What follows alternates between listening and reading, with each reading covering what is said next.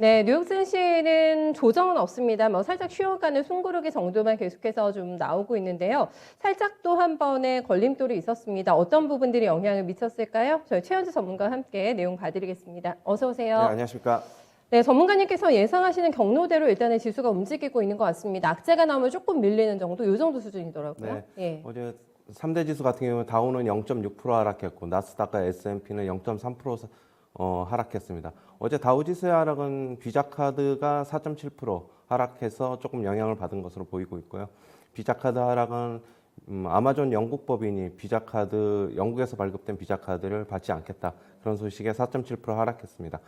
뭐 일단은 어제 같은 경우에 지금 GM 같은 경우에 3.2% 상승했고 그다음에 포드가 1% 상승, 테슬라도 3.2% 상승했습니다. 어제는 자동차주들이 조금 강했습니다.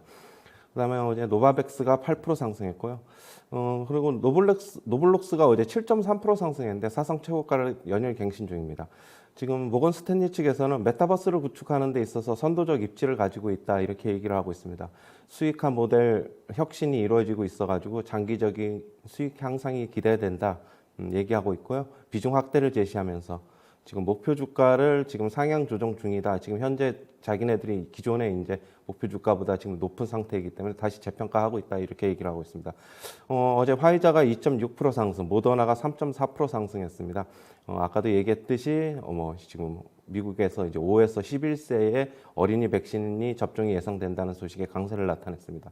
그리고 퍼라리가 지금 3.3% 어제 상승했는데 역시 사상 최고가입니다. 지금 전기차 전환을 준비 중이라고 얘기하고 있는데요.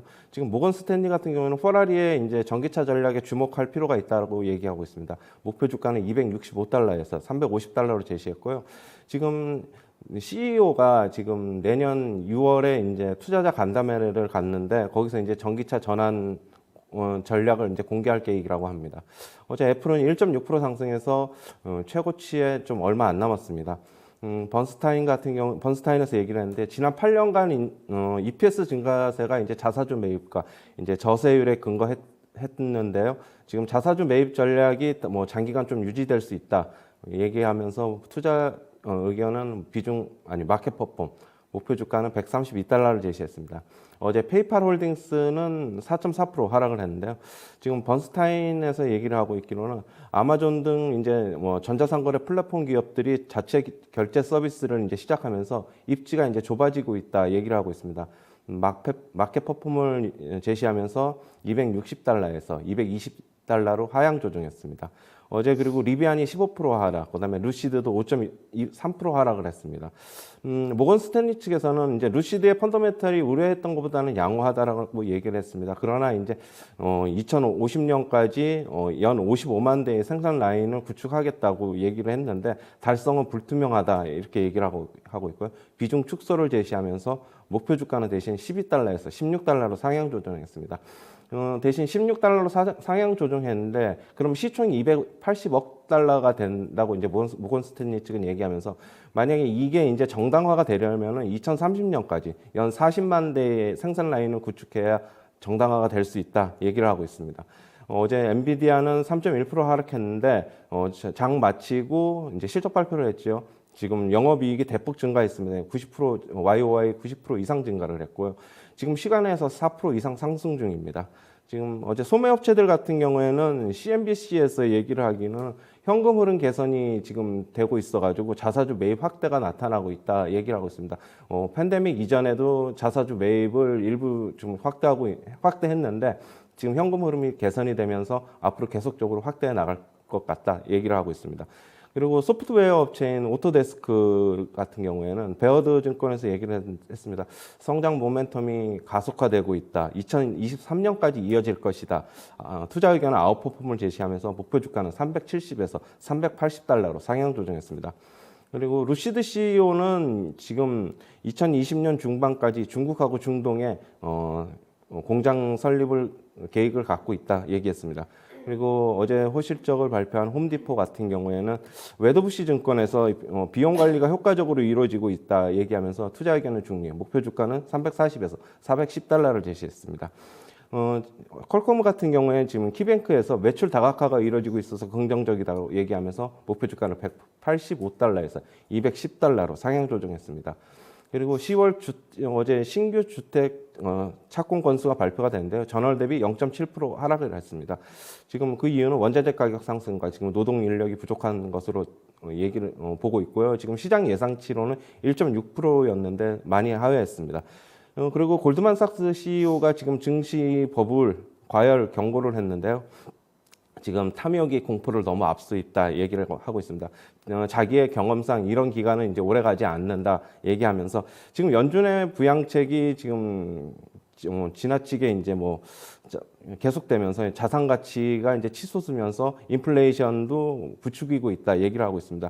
그리고 금리 인상에 대한 우려도 하고 있고 그다음에 긴축 발작, 그다음에 테이퍼링 텐트럼에 대한 우려도 하고 있습니다. 지금 어제 웰스파고, 이제 골드만삭스, 모건 스탠리 같은 경우는 S&P 500 지수를 23년도치를 전망을 했는데요. 웰스파고는 5,100에서 5,300을 예상하고 있고요. 네, 골드만삭스는 지금 5,100을 예상하고 있습니다. 모건 스탠리는 보수적으로 잡아서 4,400을 보고 있습니다. 그리고 도이치뱅크 같은 경우에는 내년 7월에 금리 인상을 시작해서 11월에 한 번 더 인상할 것이고 2023년에 3회, 2024년에 3회로 이제 그렇게 이제 금리 인상을 끝낼 것으로 보여가지고 총 한 2% 이상의 이제 기준금리를 달성할 것이다 이렇게 얘기를 하고 있는데요. 다만 이제 물가 상승이 완화가 되면은 조금 이제 지연될 수 있다 얘기를 하고 있습니다. 네, 대체적으로는 전망이 조금 비슷합니다. 도이체도 내년 7월 정도에 할 거라고 봤는데 6월 아니면 7월이 거의 지금 대다수 의견이라는 점 취합해서 좀 확인해 볼 수가 있겠고요. 골드만삭스 CEO의 발언에 전문가님도 동의를 하시는지가 좀 궁금합니다. 경험상 탐욕이 두려움을 앞서는 기간은 그렇게 길진 않았다고 얘기를 했는데 그럴까요? 전문가님 생각은 어떠세요? 저도 네. 어느 정도는 동의하고 끝이 좀 다가오고 있다라고 보고 있습니다. 뭐 그거는 뭐 금리 인상을 하면은 뭐 저기 어차피 유동성을 회수를 하기 때문에 그건 어쩔 수 없는 거고요. 다만 이제 그 기간이 이제 뭐 올해 말이 될지 내년 초가 이제 고점이 될지는 좀 더 봐야 될 것으로 보고 있습니다. 알겠습니다. 준비는 필요할 것 같습니다. 두려움이라는 거는 긴축을 얘기를 하는 거죠. 네, 여기에 대한 대비가 반드시 필요하다라는 경고성 멘트였던 것 같고 저는 골드만 CEO의 이 발언도 인상적이었는데 비교를 조금 하더라고요. 국가별로 얘기를 하면서 중국 자본시장에 대해서 굉장히 낙관적인 전망을 내놨습니다. 중국 시장에 그 대해서. 이유는 예. 결국에는 이게 이제 그 모든 이제 그뭐 헤지펀드나 이런 데들이 결국에는 각국의 이제 GDP가 높은 데를 돌아다니면서 그거를 이제 차익을 얻으려고 하는 거거든요. 아직 중국 성장률이 뭐 전 세계 평균 경제 성장률 GDP보다는 여전히 높다고 이제 잠재 성장률이 그걸 가정한다면은 여전히 저는 뭐 중국 측에 좀 낙관을 하고 있고 대신 금융 시스템이 좀 불안정하기 때문에 그게 언젠가는 한번 터지는데 뭐 그게 터지는 시기는 결국에는 저가 매수의 기회가 되지 않을까 그렇게 보고 있고요. 저는 뭐 중국도 좋고 뭐 인도도 좋고 베트남도 좋게 보고 있고 결국에는 GDP가 높은 데는 결국에는 성장이 이루어지고 있기 때문에 결국에는 뭐 먹을 게 많다 이렇게 보고 있습니다. 네, 중국도 뭐 과거 워낙에 GDP가 높았던 시기와 비교하면 많이 떨어지긴 했습니다만은 절대적으로는 다 높은 국가들이잖아요. 베트남, 네, 중국, 인도에서의 자본시장 기회가 얼마나 있을까요? 굉장히 좋게 봤는데 좀 이런 차별화도 저희가 기억을 해봐야 될 것 같습니다. 타깃이 실적을 잘 내놓고도 주가가 안 좋았습니다. 어떤 의미로 봐야 되는지 우리가 비용을 소비자들에게 떠넘기지 않겠다라는 발언을 했거든요. 이거 의미 분석 어떻게 해야 됩니까? 타겟의 발표. 결국에는 마진 축소에 대한 우려 때문에 이제 어제 하락한 거죠. 이제 뭐 네. 지금은 어제는 이제 아주 좋은 실적을 발표했는데도 불구하고 네, 네. 마진이 축소될 것이라는 염려. 아까도 이제 제가 헤드라인에서 달았듯이 결국엔 그 우려 때문에 하락한 것으로 보고 있고요. 뭐 홈디포 같은 경우에도 결국엔 마진 축소에 대한 우려가 뭐 있습니다. 뭐 홈디포, 월마트, 뭐 이제 타겟 같은 경우에 다 좋은 실적 발표하면서 대신 홈디포는 상승했고 월마트와 이제 타겟은 이제 뭐 지금 하락을 했는데 홈디포도 뭐 그 예외일 수는 없는데 저는 이제 결국에는 조금 어떻게 보면서 수급에서 좀 단기적인 수급 때문으로 보고 있습니다. 근데 타겟에서 이렇게 얘기를 해버리면은 다른 뭐 유통 경쟁 업체들도 영향이 있지 않을까라는 생각이 들어가지고 우리는 이렇게 가격 정가를 하지 않고 우리가 손해를 보더라도 이런 정책을 유지하겠다라고 얘기했기 때문에 경쟁사들도 다 의식을 한 어떤 제스처가 나오지 않을까 싶어가지고 전반적인 업계에 미칠 영향은 어떻게 분석하세요? 전반적인 업계에 미치는 영향은 뭐 당연히 영향이 있습니다. 지금 타겟이 뭐 월마트와 더불어서 거의 뭐 미국에서 빅2라고 보면은 마차기 때문에 뭐 당연히 영향이 있을 수밖에 없고요. 네, 뭐 네. 소매업체들이 그런데 이제 그게 이제 비용이 많이 그렇게 계속적으로 오르면 과연 비용 전가를 안 할 수 있을까? 좀 그거는 좀 어떻게 보면은 좀 회의적이고요. 만약에 네. 비용 전가를 하더라도 뭐 소폭은 할 수 있을 것으로 보고 있습니다. 네.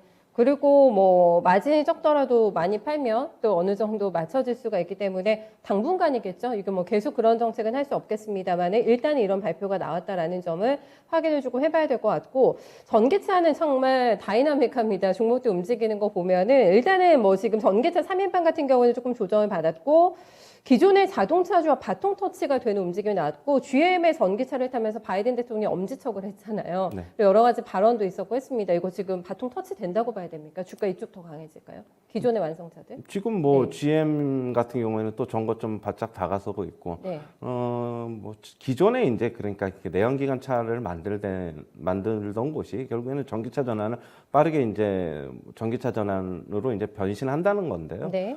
지금 거기가 어떻게 보면 뭐 대세니까 뭐 그렇게밖에 될 수가 없고 뭐 스포츠카 업체인 뭐 페라리 같은 페라리 경우에도 같은 뭐 경우에도. 전기차 전환을 속도를 높이고 예. 있는 것으로 보여지고 있어가지고 앞으로는 뭐 전기차 전환이 뭐 대세로 뭐 받아들이고 있는 것으로 보고 있습니다. 포르쉐도 굉장히 예쁜 또 전기차 보니까 이번에 공개했더라고요. 포르쉐는 이미 뭐 이런. 타이칸이라는 뭐 전기차 모델을 뭐 이미 예. 시중에 지금 도로에도 지금 다니고 아, 있어요. 보셨어요? 우리나라에 다니고 있는데 뭐 굉장히 뭐 스타일도 좋고 소리도 거의 아예 안 나더라고요. 아, 예. 강남파라서 보셨나 봐요. 저는 못 봤어요. 아직 도로에 그건 다니는군요. 아니고요.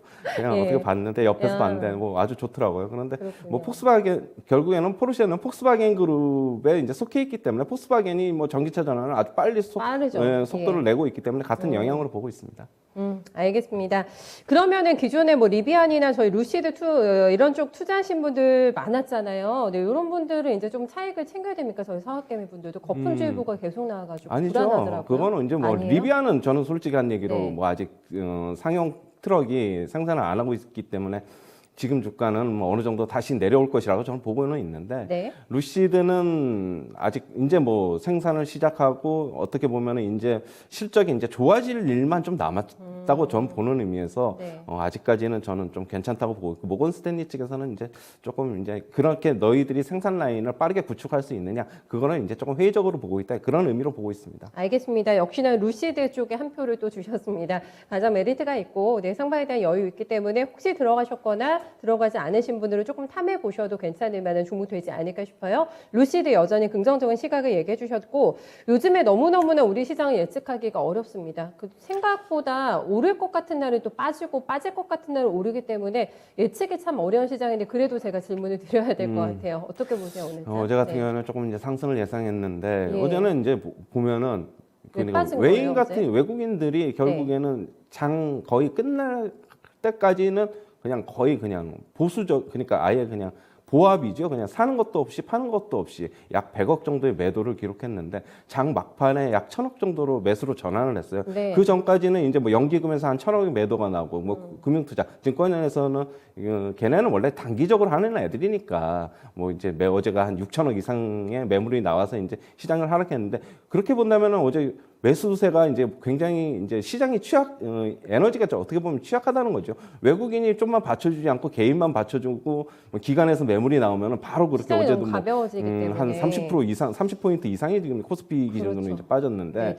그렇다고 해서 어제 프로그램 매도가 많이 나온 것도 아니에요. 어제는 뭐 프로그램 매도가 막 1000억 조금 넘게 나왔는데 네네. 뭐 지금 시장 체력이 역시 약하다고 보고 있고 뭐 하지만은 이제 외국인들이 어제 장막판에 조금 이제 매수로 전환한 걸로 봐서는 오늘은 그렇게 많이 안 빠지고 뭐 보합에서 소폭 상승으로 오늘 시장은 좀 괜찮지 않을까 그냥 그렇게 보고 있습니다. 결국엔 외국인들의 포지션이 중요한 시장이다. 여기에 따라서 등락이 결정이 될 거다. 결국엔 예. 박스권 돌파는 외인들의 포지션에 달려 있다고 보고 있습니다. 외인들이 좀 적극적으로 개입을 하고 그래서 뭐 연기금도 조금 매수를 해주면은 시장은 뭐 제가 했듯이 이번 주에 뭐 3,050 정도를 한번 갈 수 있을 것으로 보지만은 만약에 그게 안 될 시에는 또 다시 박스권에 갇힐 것으로 보고 있습니다. 원화 약세 때문에 그럴까요? 원화 때문에? 지금 원화 약세는 외인들하고는 이미 외인들은 뭐 지금 어제 상황 같은 경우에서 원달러 환율이 이제 소폭 상승을 하고 있는데 그렇다고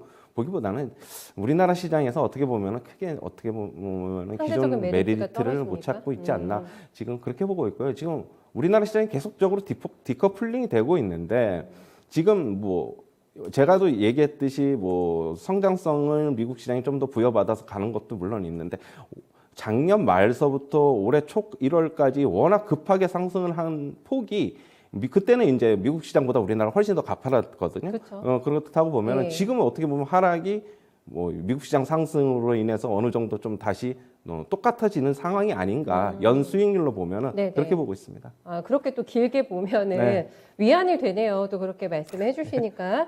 여러 가지 어쨌든 뭔가 부족하긴 합니다. 우리 시장이. 이 안에서도 수익을 만들어내야 되기 때문에 정말 고군분투를 하고 계신 상황이잖아요. 어떻게 또 오늘 장에 저희 필승 전략을 좀 남겨주실지 짧게 한마디 주세요. 아, 네. 매일 물어보니까 참 힘드네요.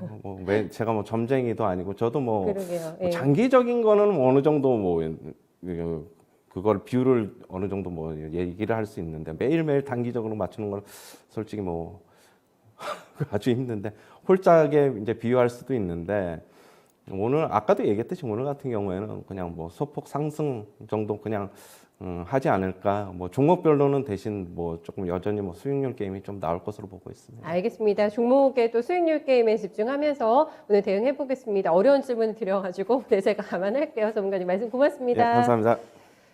네, 뉴욕 증시에 뭐 쉬어가는 움직임이 나타나긴 했는데 뭐 그동안에 워낙에 강했기 때문에 뭐 여러 가지 하락에 대한 재료들이 약간 일부 반영하는 정도의 움직임이 확인이 됐습니다.